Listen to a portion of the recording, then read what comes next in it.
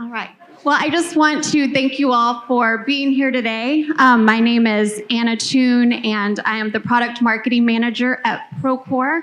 I'm thrilled to be here today. There is a direct flight from Knoxville to New York. I don't know if you guys knew that, but I've never been in the city, and it's amazing. So here we go. So before we jump in, just a reminder, there's no Q&A, so feel free to find any of the panelists after we finish, ask questions, compare notes. But on that note, we'll go ahead and introduce our panel. We'll start with you, Isaac. Hello, my name is Isaac Mayton. I'm the Director of IT with the Philadelphia Streets Department. The department is approximately 2,000 people large, growing to 3,000, and we're responsible for managing all of the transportation infrastructure in the city of Philadelphia, as well as sanitation. Thank you. Yeah, go ahead. Hi, my name is Mohinder Singh. I lead Deloitte's digital capital practice. We basically advise owners with large capital programs on how to implement technology solutions to optimize processes, better manage their projects, and really build the projects better, faster, and cheaper. Happy to be on this panel. Adam. Good afternoon. I'm Adam Barsky. I'm the EVP CFO of the New York Power Authority, NYPA. We're the largest state-owned public power company in the country. We currently are responsible for 25% of New York State's energy generation. We own 40% and growing of the New York State high voltage transmission grid.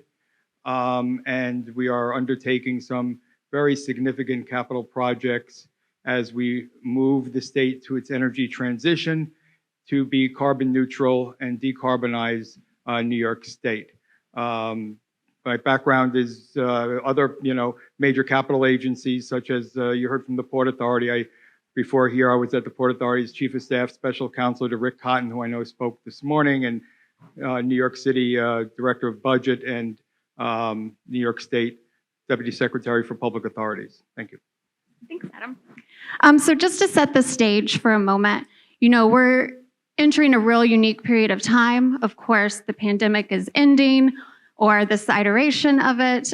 We have the Bipartisan Infrastructure Law, and both of these present an opportunity, specifically the Bipartisan Infrastructure Law, for the construction industry to digitize.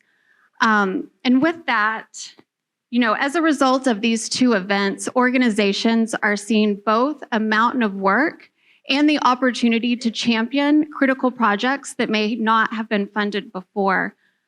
But when you think about, all of these projects, this mountain of work, what we think about is that public agencies need to have better control of their data, their processes, their financials. They need to be able to know, right away, looking at a screen, who's accountable for what, what's the timeline, and are there any risks to their schedule and budget? And so these are some of the topics we're going to talk about today, and we'll just jump right in. Okay, so this one is for the entire panel. In your experience, what role can digital tools play in improving existing processes and maximizing efficiencies? We'll start with Adam. Sure. I mean, it's critical today, especially as you mentioned with these different bills, including the IRA, which for the first time the public sector will have the ability to get direct pay, investment tax credits, production tax credits, and but there's a lot of strings attached with that.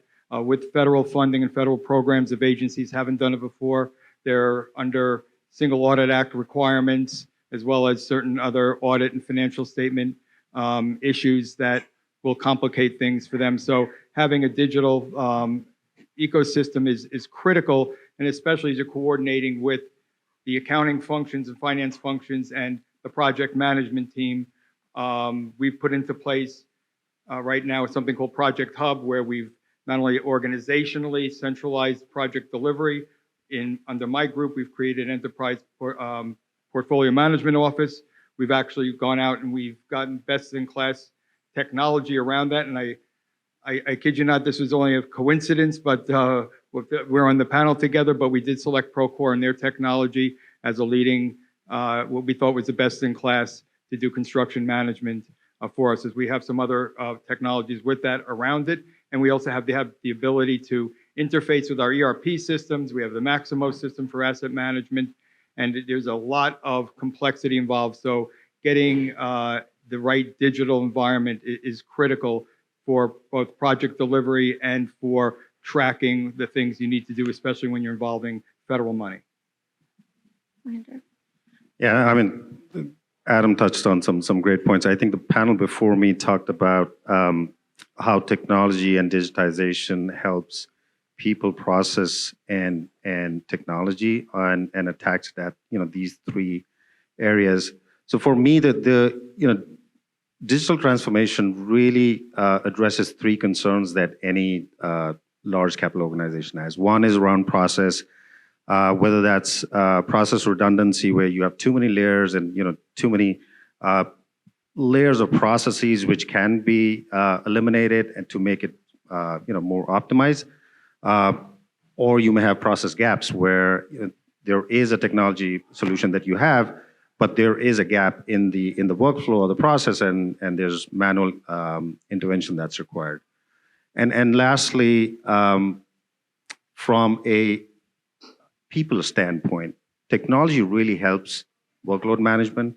So when you have a technology platform that helps you understand where the work is being done, who's doing how much, and where the lags are, you can really optimize your workforce and make sure that it's distributed properly. So again, you can optimize your operations.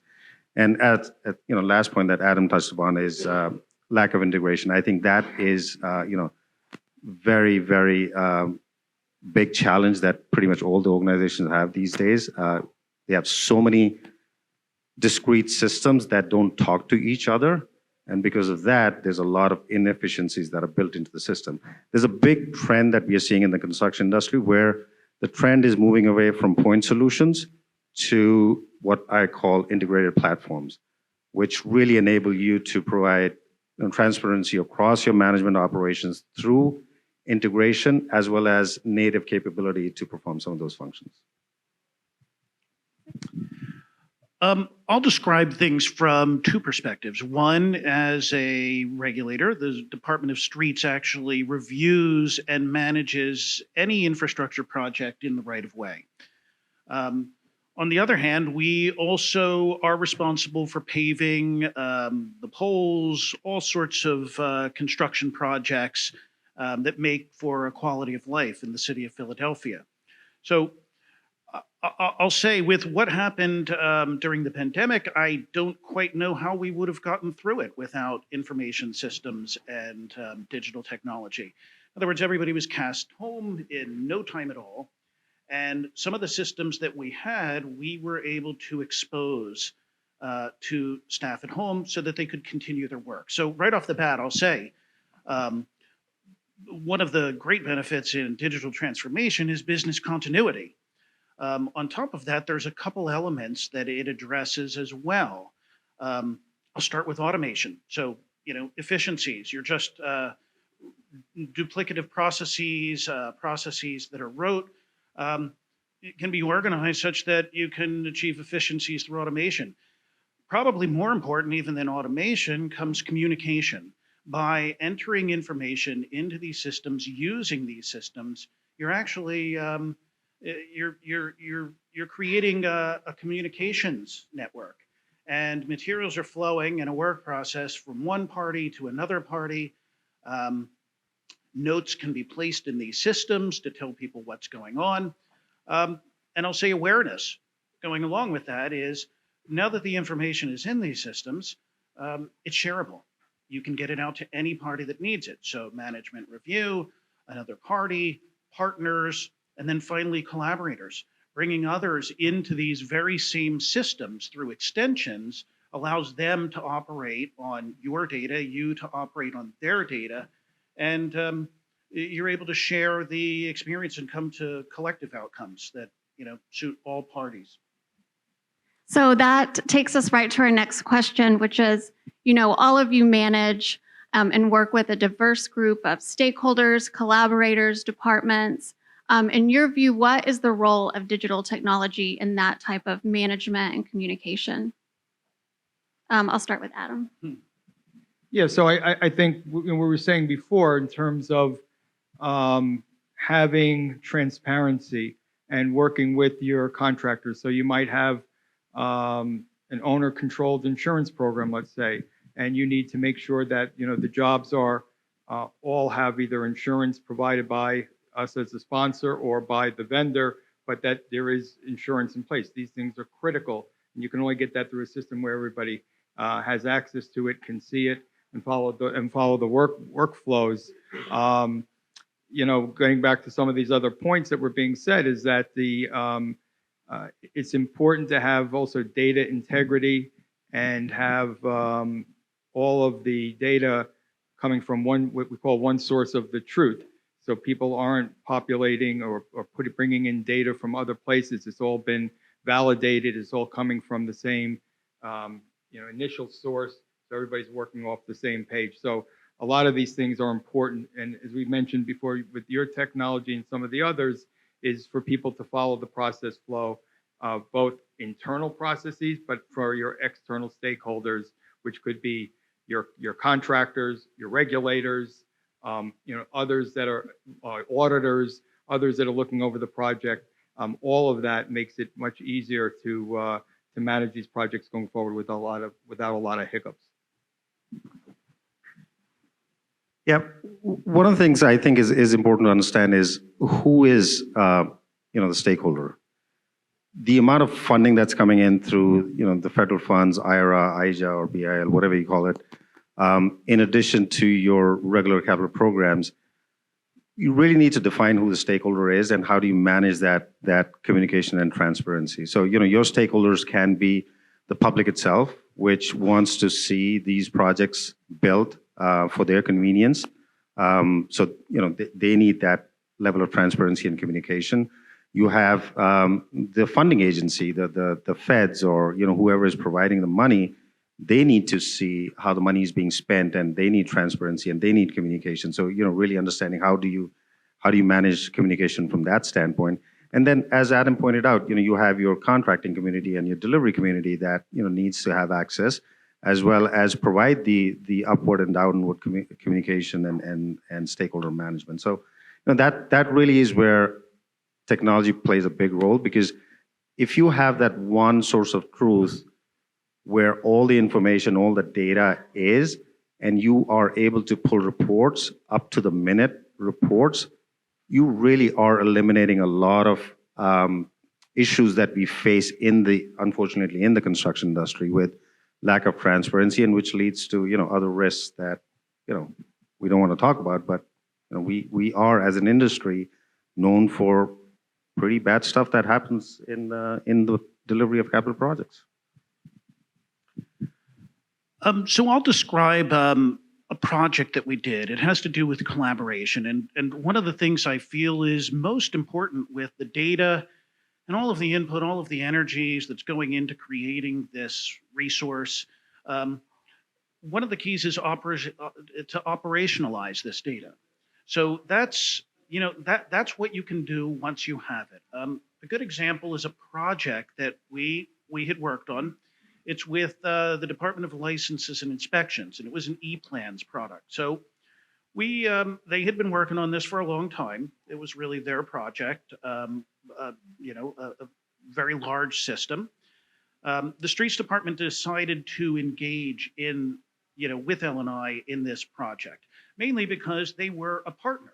If 100 sheets come in for a design project, we might get 5 or 10 of them for the right-of-way.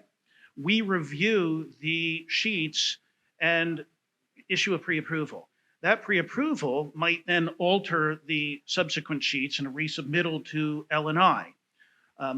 But one of the things that was taking place was with our pre-approvals, we were making deals. So in other words, somebody was building if it was private infrastructure or public infrastructure, somebody may have an obligation, and that is to repave a road. They may have to replace infrastructure such as a signal, bollards, various other things that have to do with street furniture, and really are it's the infrastructure of the city. And these things are not cheap. If anybody's ever put up a signal, you'll understand that's a $250,000 operation. So, Four Corners, very expensive. Paving a street, $100,000. Rebuilding a street, maybe up to $1 million. What we found is that our agreements, because we were living in different systems, they weren't being honored. And particularly in the case of private developers, a building would go up, units would be sold, the building would be sold, the divestment would take place, an LLC would dissolve, and we would lose the infrastructure. And that's money that the city then had to go to put in to replace what had been agreed upon. So we did a quick calculation. Analysis suggested that the city was losing up to about $19 million a year. So in joining with L&I and our pre-approval, we tied our jobs together. And the moment a pre-approval was issued with a condition, that put a checkbox. It just said a checkbox. That checkbox wouldn't release the final inspection and thus the certificate of occupancy until the streets department conditions had been met.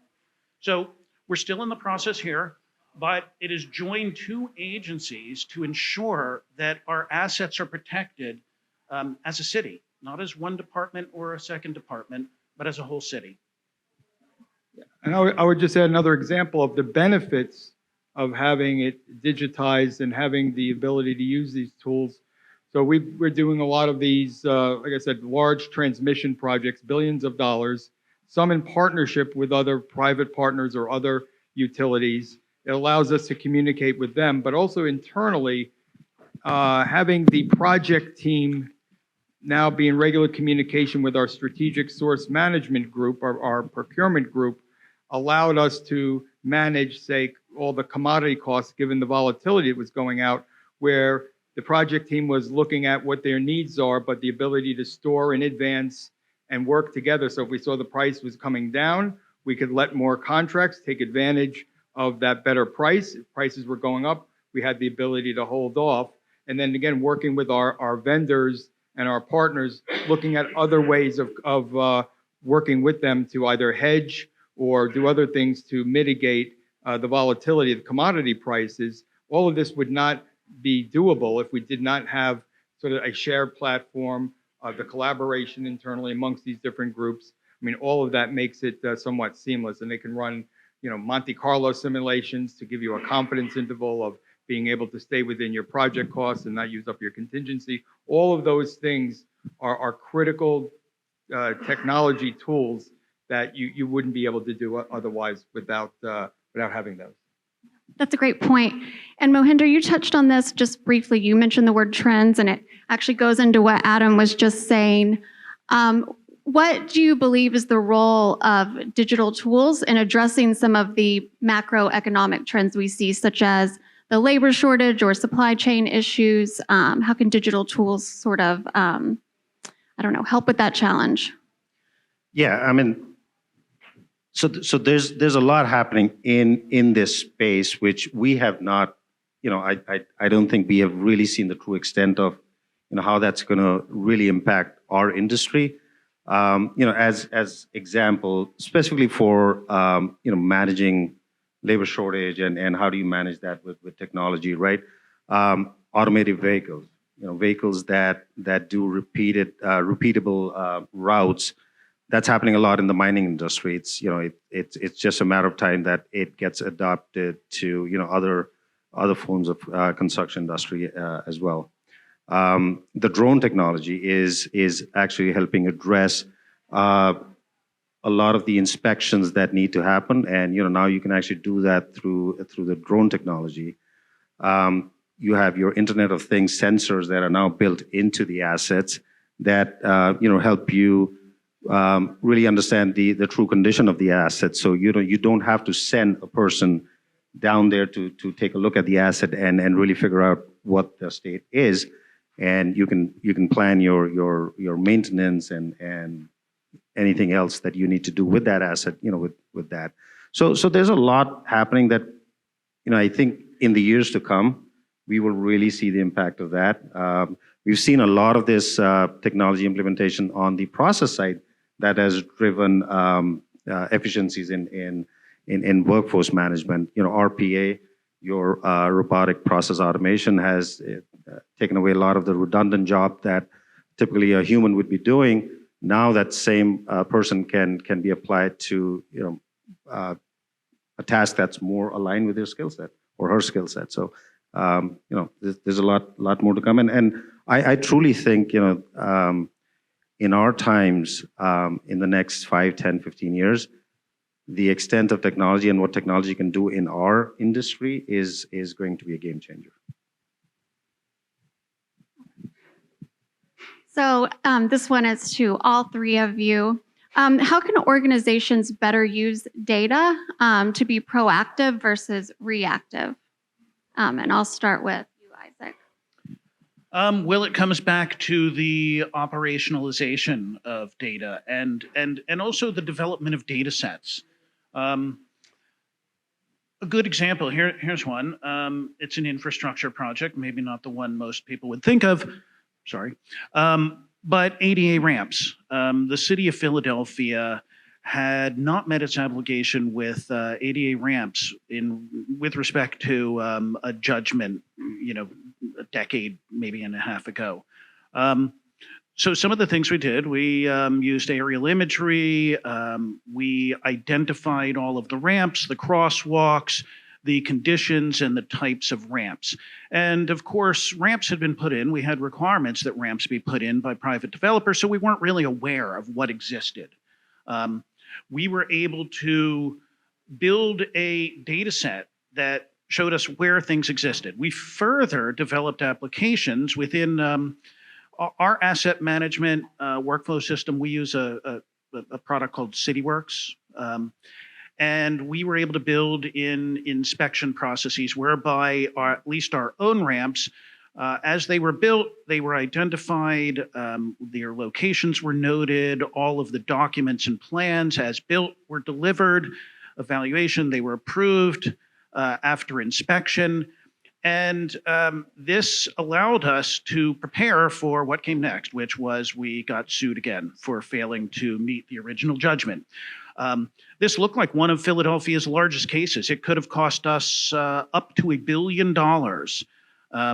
And the agreement was set that we would, in fact, we would take on the building of our ADA ramps, that obligation. As well, we could utilize the ramps put in by partners such as Philadelphia Gas, Water Department, PECO, anybody who was cutting the street, who was then required to place ramps after the street cut, and our own paving operations.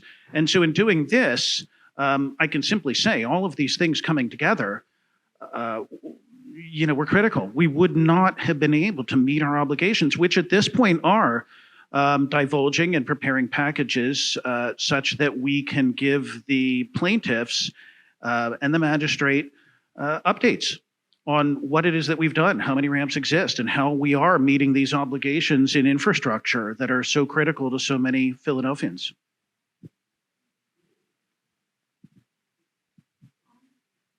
Sure. A good example is, you know, a lot of what we're trying to do is, in terms of modernizing New York State's grid, is one of the major challenges, let's say, is we call it the tale of two grids. We have part of the state that has all of our renewables and very few people, and we have another part of our state that has lots of people and very few renewables. So how do we get it from one place to another effectively? And this requires lots of modeling and data, because what you need to demonstrate to the regulators is to create these priority projects. We have we're one of the first end-to-end digital utilities. We have sensors throughout the entire system, fiber optic lines as well. What we have to demonstrate, because right now the grid is sort of a myriad of lots of back road streets, let's say. We need to build highways, and we need to demonstrate that spending a few $1 billion at a cost of, let's say, $3 per megawatt hour will actually save the ratepayer $6 per megawatt hour by removing the transmission congestion charges it would otherwise take to move the electrons from one part of the state to the other. And the only way you can demonstrate that and get approval for these projects is lots of modeling, lots of data that can be validated by external SMEs, experts amongst the regulators, the NISO, the Public Service Commission. But that is the basis for getting these projects awarded and approved in the first place, because you have to demonstrate that value proposition to not only achieve those renewable decarbonization goals, but add a benefit actually to the ratepayer over the long term. Yeah, I mean, again, data analytics is I would say more an art than science now, and the reason I say that is the science already existed. There's data, there's all sorts of things that you can do with data. You can slice it and dice it in 10 different ways. I think where the art comes in is what are the different possibilities and what are the different scenarios and modeling that you can do with data that is really evolving now. We did a project for a city where they wanted to build a multimodal transportation hub and really wanted to understand what should we price our transportation, different modes of transportation at, so that we can maximize the usage of that hub. So we helped create a digital twin. We took the traffic data. We used that to predict what the scenario would be if you price your for example, your subway at this price as opposed to your bus fare at this price. What would that do to the traffic pattern? How will people react to that? So really understanding and evolving nature of data analytics is, it really is art in my standpoint. Let me just add one more thing to what you said, because you did spark another thought, especially around this issue of digital twin. This is critical in the analysis of this, because one of the things that we're finding around data is the use of data mining. And what does that mean? Well, a lot of these major technology projects that you're trying to now automate, things that were done manually before, could have been, or the issue of many systems, how do they talk to each other, is this idea of data mining. We also brought in another solution provider, that it's a German company called Solonis, and they do this sort of data mapping. And what they'll do is create the digital twin. They'll show you how many different ways data is moving around or processes are moving around the IT aspects of your system, to help inform you how to re-engineer your processes ahead of, say, a new technology implementation, because you don't want to, we say, lift and shift shit. You want to be able to get your processes in order so you can truly do a lift and shift if you have to change your technology or upgrade your system. But it's really having that capability to do the data mining and creating all those processes that you can now streamline and say, well, I don't need 12 different ways to pay things. I really need maybe 2, and all of that comes out of as a benefit of exactly what was just being said. So a second ago, you mentioned, various regulating bodies that you may have to report to, be accountable to. In your mind, what types of risks should agencies start preparing for in terms of accountability, visibility, transparency? And do you think that any of the reporting requirements will shift as a result of the increase in funding? I'll start. I'll take this. Yeah. So as I was saying at the outset, this is also going to be sort of the cost of the gift. Lots of money from federal government, but doesn't come. It's not a free lunch. There's going to be lots of strings attached. You're going to be subject to all kinds of audit requirements. And take public entities. Now, the great news was that finally public entities like NIPA or cities, states are now eligible for this direct pay. So it's no longer just the private sector that can get an ITC or a PTC for all these energy renewable projects. But the direct pay essentially now requires these entities, who are mostly, if not all, tax exempt, to now have to start filing a tax return to get their money. And that brings on all kinds of different risks. And all these projects There's going to be risk sharing amongst the different the contractors, developers. There's going to be need for indemnifications. All of these things are going to have to, it's going to make these deals much more complicated. But hopefully, if you use the technology, you get it right, it will be worth it in the end because you'll be able to draw and get this federal money. But you're going to be subject to the Single Audit Act. You're going to be subject to Office of Inspector General coming in and doing audits. You have to be prepared to withstand that because there is that risk that if you're not doing it in accordance with those guidelines, and again, the rules haven't all been promulgated yet, but when they do, there's going to be a heavy compliance burden on this, which is going to require lots of good systems, lots of data, and to be able to facilitate an audit to give your auditors, external auditors, the comfort and the ability to come in and quickly get through that without the risks of negative audit findings, having to pay money back, all these different consequences that could happen as a result of that. So, like I said, it's great that there's all these great programs, but it is not a free lunch. Well, I'll say, maybe not so much the risks. I'm not financial, but I'm interested in outcomes and performance management. So I will just say that without systems, it's really hard to achieve performance management, to understand what you've done, what's been successful, what hasn't been successful, the inputs and outputs that went into all of that. And one of the things that I've seen, and it's tragic, is that reporting out or determining your success and the performance, the metrics that you choose, oftentimes becomes a project unto itself. And the last thing you need is another project to demonstrate that your projects have in fact been successful. So if you can get on the front end of that, organize your information in such a way that you're looking with the end in mind, much better way to proceed. Yeah, the regs and regulations are still being finalized for a lot of these funding sources that are coming in, grants that are coming in. So you really have, the risk of compliance and not meeting the requirements and regulations of the grants that are coming in is major. Duplication of benefits, some of these grants can be applied to multiple projects or the same projects in different aspects of the project. So you want to make sure how you track that funding at the program level all the way down to the project level. So you should be able to do that kind of tracking, which is important. Otherwise, you run the risk of non-compliance.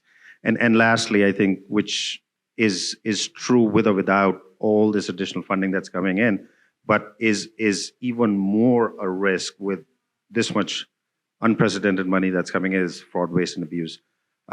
So having technology solutions that help you track your money from source all the way to execution is the key. So I know we were running behind. How much time do we have? A couple of minutes. Okay. So we'll finish up with one last question. Isaac, you mentioned outcomes, which got me thinking about evaluating digital technology, going through an evaluation process. Of course, we see RFPs that are 400, 500 lines long. So I'm only going to let each of you say 1, 2, 3. But in your mind, what are those capabilities that are most important to you when you are evaluating a digital solution? First, I'll apologize for the 300 item requirement list that we put out with our RFPs, but I would say, if you asked me, it's going to be flexibility and the ability to develop in a modular fashion, because really you can't tell what comes next. You can anticipate, but you're never certain. And in our line of work with government, things are changing. So rules change, regulations change, requirements change, and you're going to have to adapt. So building a system in stone, not a good idea. I'd say maintain flexibility, make sure that it's able to communicate with other systems, and it's an open system. And I'll tell you, not all systems are open systems. That was actually going to be my first one. I think from my point, so we do a lot of helping our our organizations select and implement technology solutions. The number one, apart from flexibility, the other number one that our clients are asking for is the ease of use. So remember, technology is supposed to make things easier and not overly complicated, an already complicated process. So they're looking at a solution that's easy to use. A big aspect of technology implementation is the ability for their workforce to be able to use that system. So, and they're used to legacy systems that are 20, 30 years old, and they're used to that. So this new solution should be easy. It should fix a lot of the issues that they have, and that's one thing that they're looking for. The other thing that they're looking for is security. You want a system that should be able to secure your data against any cyber threats, and these are real threats now. We're seeing over and over again. So those are a couple of things that pretty much all the organizations we advising are looking for. Yeah, I agree with everything that was said. So I don't want to restate all of that, but I guess to the point about flexibility, flexibility is important so long as it's not coming at the cost of customization. Because the biggest mistakes people make when they put in a system is, well, we do it differently than everybody else. You need to configure the system to fit what we do because we're different. Once you do start customizing the standard system, if it doesn't have that inherent capability, you are going to be out of compliance with the system already. You won't get support down the road, and you'll find it much more difficult to maintain, and you'll have sort of unsupported end-of-life issues very quickly and a major obsolescence problem on your hands. So the system has to have within it the capability to address your different work rules, your different needs, without it being considered a full customization.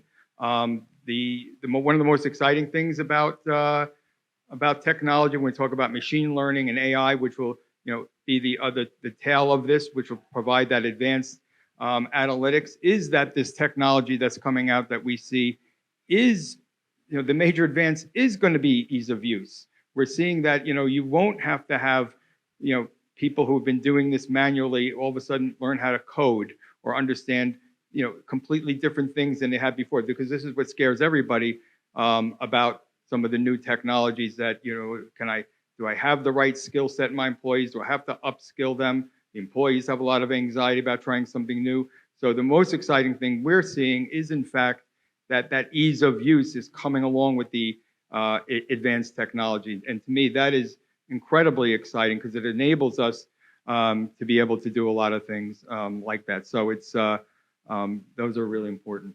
That's great insight. So I think that we are at time. I want to thank our panelists for your insights and time, Infraday, and for all of you who attended. So thanks.